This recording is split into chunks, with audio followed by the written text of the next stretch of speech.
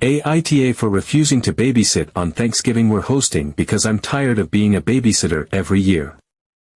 I'm a 16-year-old girl, and every year, my family hosts Thanksgiving at our house. It's supposed to be this big, joyous occasion where everyone comes together to celebrate and enjoy each other's company, but for me, it's always been anything but that. Every single year, as soon as the guests walk through the door, they immediately offload their kids onto me. They don't even hesitate. It's like they all collectively decided that I was the designated babysitter, no questions asked. They just show up, hand their kids over to me, and vanish into the adult world of laughter, drinks, and conversations, leaving me stuck with a bunch of hyperactive, sugar-fueled little terrors. The kids are completely out of control. They don't listen to a word I say, and they think it's hilarious to misbehave. They throw food at me, break things, and make a mess wherever they go. It's exhausting.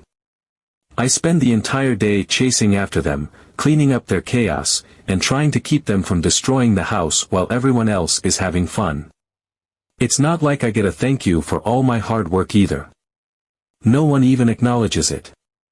Once the evening winds down and the guests are ready to leave, they just scoop up their kids without a word of gratitude, as if it's my obligation to play the unpaid babysitter every single year.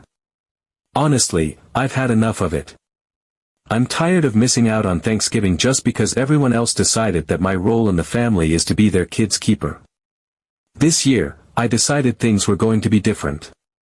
I was completely fed up with being everyone's default babysitter and missing out on the holiday while everyone else relaxed and enjoyed themselves. I made up my mind that I would actually celebrate like the rest of the family for once. I wasn't going to let anyone guilt me or push me into taking care of the kids, no matter how much they tried. The thought of finally standing my ground gave me this mix of excitement and nervous energy, but I knew I had to follow through. I deserved to sit at the table, laugh with everyone, and eat my meal in peace, just like everyone else.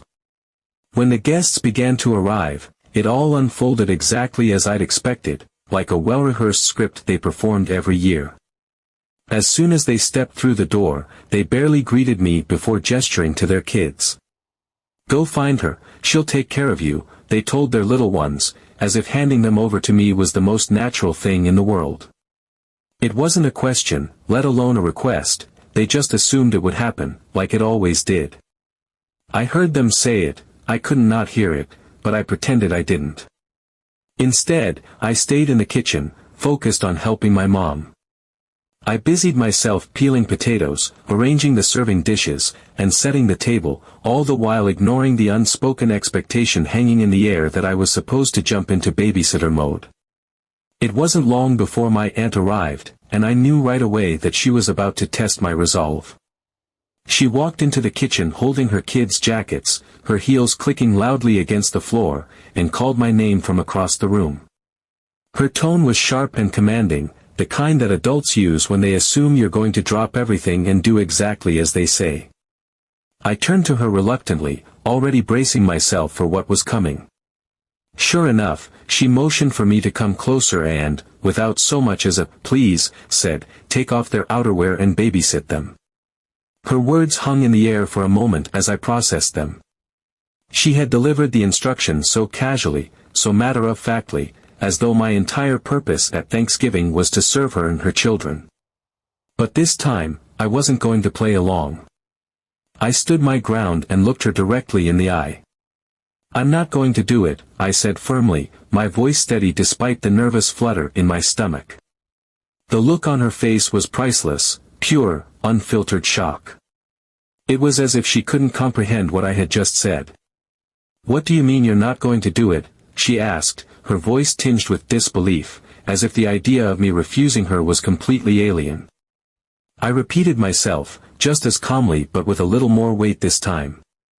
"I'm busy helping my mom," I said simply, turning back to the task at hand as if the conversation was over. She stood there for a moment, frozen, holding her kids' jackets, clearly at a loss for what to do next. Her reaction was almost comical. You'd think I had just declared some kind of family mutiny. Finally, when she realized I wasn't going to budge, she was forced to take off her kids' outerwear herself. The way she fumbled with the buttons and zippers, huffing in irritation, you would have thought I had handed her the most unreasonable task in the world. Her face, though, her face said it all. It was like I had committed some unspeakable act of rebellion, just by refusing to babysit. When it was finally time to sit down at the table, I moved quickly to claim a seat alongside everyone else. My heart was racing a little as I slid into my chair. I was determined to finally enjoy the meal like a regular guest. I wasn't going to give anyone a chance to rope me into babysitting duties. For the first time in years, I felt like I could relax, even if only for a moment. The smell of turkey and stuffing filled the air, the table was beautifully set, and everyone was settling in, talking and laughing as plates were passed around. I grabbed a roll and buttered it, feeling almost giddy about the simple act of being able to sit down and eat with the family like I was supposed to. Of course, it didn't take long for the usual chaos to begin. The kids, as expected, didn't stay seated for more than a few minutes. They started running around the dining room and living room, their voices growing louder as they turned the house into their personal playground. Normally, this would have been the moment where everyone turned to me with those expectant looks, silently telling me it was time to step up and take control of the situation. But this year, I didn't budge. I stayed firmly in my seat, enjoying my food and joining in on the conversations around me. For the first time, I wasn't the one chasing after them, shushing them, or cleaning up their messes. I just let it all happen in the background, fully embracing the idea that this wasn't my responsibility anymore. Then it happened, the inevitable moment I'd been expecting all along. My aunt, who had been watching the chaos unfold with increasing irritation, decided it was time to say something. She put down her fork with a dramatic clink and, in a tone that was just loud enough to be heard over the commotion, said, "Someone needs to look after the children." Her words hung in the air, slicing through the general buzz of conversation at the table. She glanced around the room slowly, her eyes scanning each adult seated at the table, as if waiting for someone to volunteer. But no one did. The other adults avoided her gaze, clearly unwilling to take on the task themselves. Finally, her eyes landed squarely on me. Her expression was sharp and expectant, and there was no mistaking the target of her frustration. "It's your duty as a girl to babysit the children," she said, her voice dripping with irritation and disapproval. For a moment, I just stared at her, completely dumbfounded. Did she really just say that? My mind raced, trying to process the sheer audacity of her statement. The words felt so outdated, so blatantly unfair. I could feel my frustration bubbling to the surface, and I knew I couldn't let this slide. I took a deep breath, steadied myself, and looked her directly in the eye. "It's not my duty," I said firmly, my voice calm but resolute. "And this year, someone else can take care of them." My words landed like a bomb. My aunt's face froze, her expression caught somewhere between disbelief and outrage. It was as if she couldn't fathom that I had just stood up to her. For a moment, the entire table went silent. The clinking of silverware stopped, and everyone turned to look at me, their eyes wide with shock. My mom, sitting just a few seats away, looked stunned as well, her fork hovering mid-air as if she couldn't believe what she'd just heard. The tension in the room was almost palpable, but I didn't waver. I held my ground, refusing to back down or let the weight of their stares intimidate me. Nobody else stepped in to offer their help either, which only seemed to infuriate my aunt more. She sat there for a moment, fuming silently, before finally letting out a dramatic huff. "Well, I guess I'll have to do it myself if it's so hard for you to do it for once," she said, her tone dripping with passive aggressiveness. Her words hit me like a slap, not because they made me feel guilty, but because of the sheer hypocrisy behind them. For once. I've been the one looking after the kids every Thanksgiving for as long as I can remember. Year after year, I've been the one missing out on the meal, the conversations, and the celebrations because I was too busy being everyone's unpaid nanny. And now she was acting like this was some huge burden she was taking on for me. It was almost laughable. Still, I stayed firm. I wasn't going to let her guilt trip me into giving up my one chance to enjoy the holiday. The rest of the meal went on, but the tension between my aunt and me was palpable. She kept shooting me glares throughout dinner, and by the time the evening was over and the guests were getting ready to leave, she was clearly fuming. As she gathered her things, she made a few passive-aggressive comments about how some people don't understand family obligations and how disappointed she was in me. It was obvious she was directing all of it at me, but I didn't say anything. I just let her rant and walked away. So, am I AITA responsible for refusing to babysit for the kids? I'm just tired of it. Update 1. The day after Thanksgiving, I thought the whole ordeal might blow over. My aunt had made her passive-aggressive comments the night before, and while the tension had been thick enough to cut with a knife, I figured she would just simmer in silence and let it go. But I was wrong. Very wrong. I was sitting in my room scrolling through my phone, trying to decompress from the holiday chaos, when my phone buzzed. It was my aunt. I hesitated for a second before picking up, already bracing myself for what I knew was going to be a difficult conversation. And sure enough, the moment I answered, her voice came through sharp and accusatory. She didn't even start with a greeting. Instead, she launched right into it, demanding an explanation for my behavior the night before. In her view, I had somehow turned Thanksgiving into a personal affront against her, and she wanted answers. Why, she wanted to know, had I refused to look after the children when I always did it before? Why had I forced her to take care of the kids when she was a guest in my home? Did I not understand how much of a burden I'd placed on her? I took a deep breath and tried to keep my composure as I explained my side of things. I told her that I was simply tired of being the default babysitter year after year. I wasn't trying to ruin anyone's holiday or shirk some imaginary responsibility, I just wanted to celebrate like everyone else for once. I wanted to sit at the table, enjoy the food, and be part of the conversations instead of chasing after screaming kids and cleaning up their messes all night. It wasn't fair to expect me to sacrifice my holiday every year just because it was convenient for everyone else. But my aunt wasn't having it. The moment I started explaining myself, she cut me off, her voice sharper and more irritated with every word. She didn't care about my reasons or feelings. In her mind, there was only one perspective that mattered, hers. She launched into a laundry list of grievances about how my actions had ruined her Thanksgiving. According to her, because I had refused to do my so-called duty, she had been stuck with the children all night. Every time she tried to sit down and join the adults, one of the kids was crying or fighting or about to knock something over. She said she couldn't even eat her meal properly because she was too busy running after them, trying to make sure they didn't destroy the house or hurt themselves. Her voice grew more dramatic as she continued, painting a picture of her supposed martyrdom. By the time the night was over, she told me, she was so exhausted that all she could think about was going home and collapsing into bed. But even that wasn't enough to recover from the ordeal.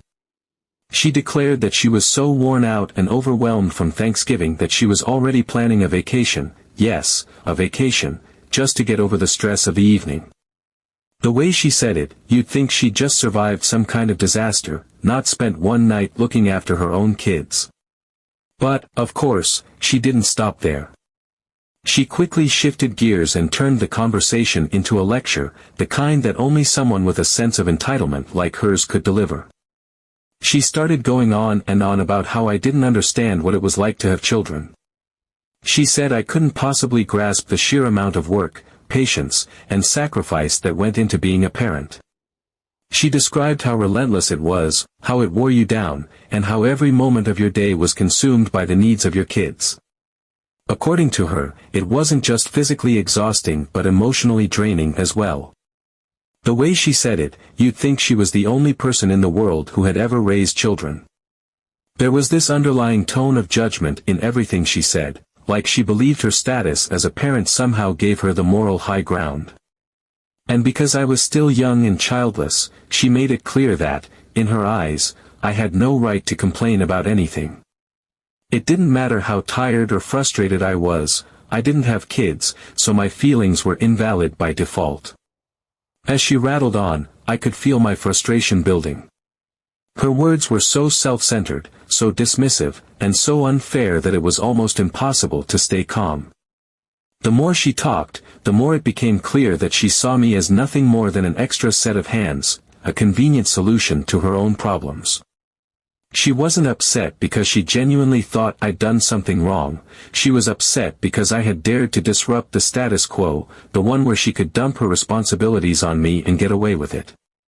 Finally, I couldn't hold it in any longer. When she paused long enough for me to get a word in, I told her exactly what I thought. I said she was absolutely right. I didn't know what it was like to have children. I didn't know what it was like to stay up all night with a sick baby, or to spend every waking moment worrying about someone else's needs. And that was precisely the point. These weren't my children. They were hers, and it wasn't my job to take care of them. I hadn't chosen to become a parent, she had. If she brought her kids to a family gathering, it was her responsibility to watch them, not mine. I told her I understood that parenting was hard and exhausting, but that didn't mean she had the right to offload her responsibilities onto me just because it was convenient for her.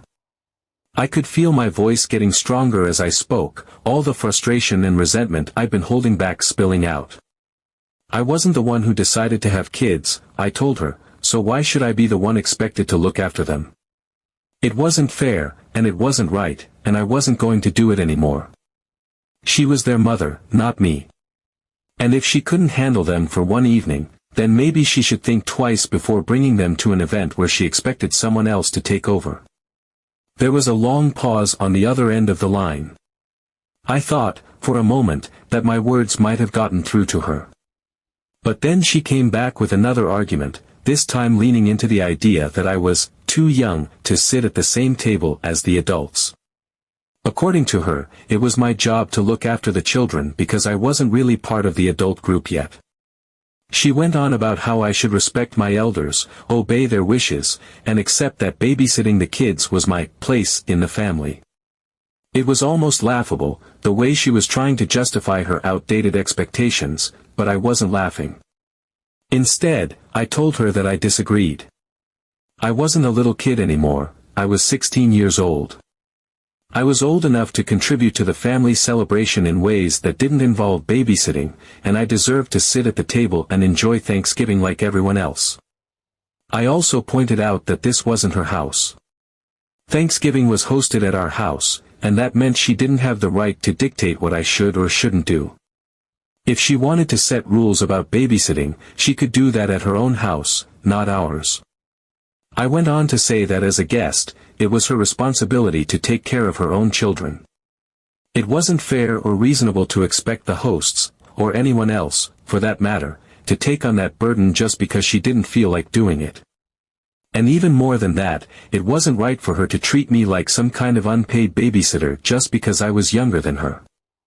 I told her flat out that if she brought her kids to Thanksgiving, she needed to be prepared to look after them herself, because I wasn't going to do it anymore. My words seemed to hit her like a brick wall. She sputtered for a moment, clearly at a loss for how to respond. I could tell she was searching for a counterargument, something to regain control of the conversation, but she couldn't find anything. Every point she tried to make had already been addressed, and she had no choice but to let the silence stretch on. By the time the call ended, I could tell she was still angry, but she didn't have much else to say. I hung up feeling equal parts relieved and exhausted. It wasn't easy standing up to her, but I knew I had done the right thing. For the first time, I had set a boundary and stuck to it, and while it was clear my aunt wasn't happy about it, I felt a sense of pride in knowing that I had finally stood my ground. Update 2. Later that day, after my frustrating conversation with my aunt, I thought I might finally get a break from the drama. I was wrong. As I sat in my room, still replaying the argument in my head and wondering if I could have said things differently, I heard a knock on my door.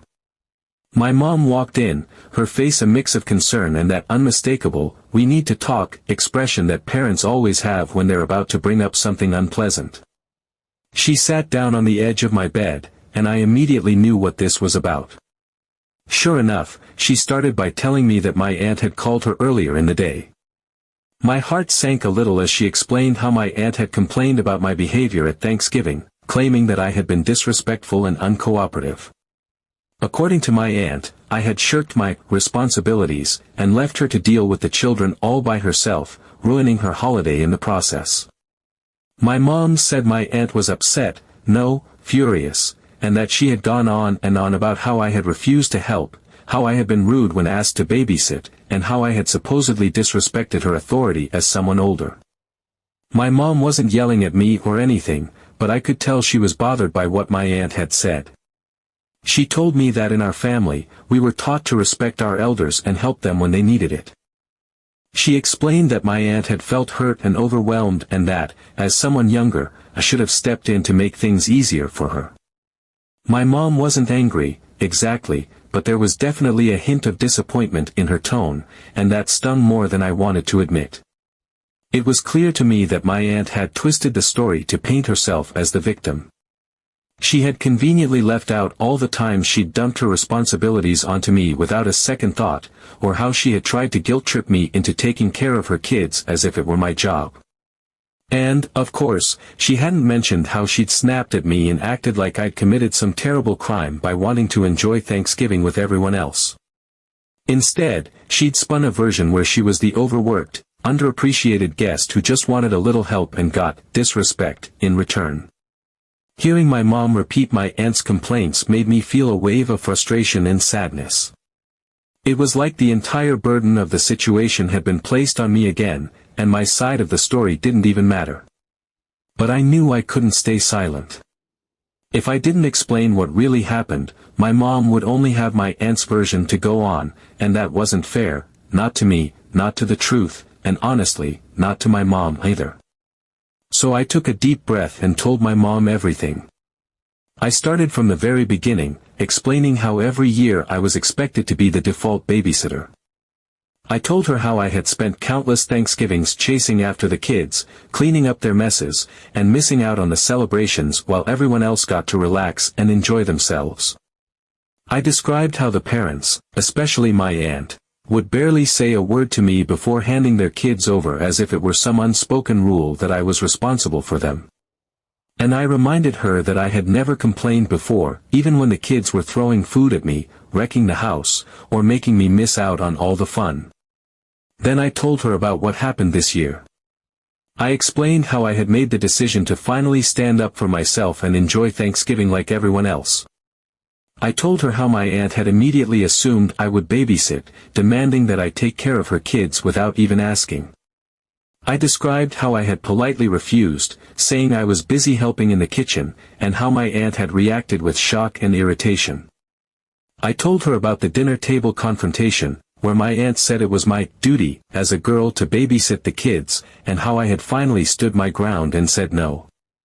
Finally, I explained how hurtful it had been to hear my aunt's comments after the guests left, and how her phone call earlier in the day had only made things worse. I told my mom that while I understood parenting was hard and exhausting, it wasn't fair for my aunt to treat me like a built-in nanny just because I was younger. They weren't my kids, they were hers, and it wasn't my responsibility to take care of them, especially when I had no say in the matter. I wasn't trying to be disrespectful or selfish. I just wanted to enjoy Thanksgiving like everyone else for once. As I spoke, I could see my mom's expression start to shift. At first, she looked unsure, like she was trying to balance her loyalty to her sister with what I was saying. But as I kept explaining, I could tell she was starting to see my side of things. She nodded slowly, and I could see the wheels turning in her head as she replayed the events of the night in her mind. My mom admitted that she hadn't realized just how much pressure I'd been under in past years. She said she'd always assumed I didn't mind watching the kids, since I'd never said anything about it before. She acknowledged that it wasn't fair for me to miss out on Thanksgiving year after year, especially when no one even thanked me for stepping up. And as she thought more about it, she said she could understand why I felt the way I did, why I was tired of being the default babysitter and wanted to finally enjoy the holiday with everyone else. She wasn't completely ready to side against my aunt though. She still felt that, as a family, we should try to help each other out when we could, and she didn't think my aunt's frustration was entirely unjustified. But she also said that my aunt could have handled things differently and that most of what I'd said was valid. My mom told me that she was proud of me for standing up for myself in a respectful way, even if it had caused some tension in the family. And she promised that next year, things would be different.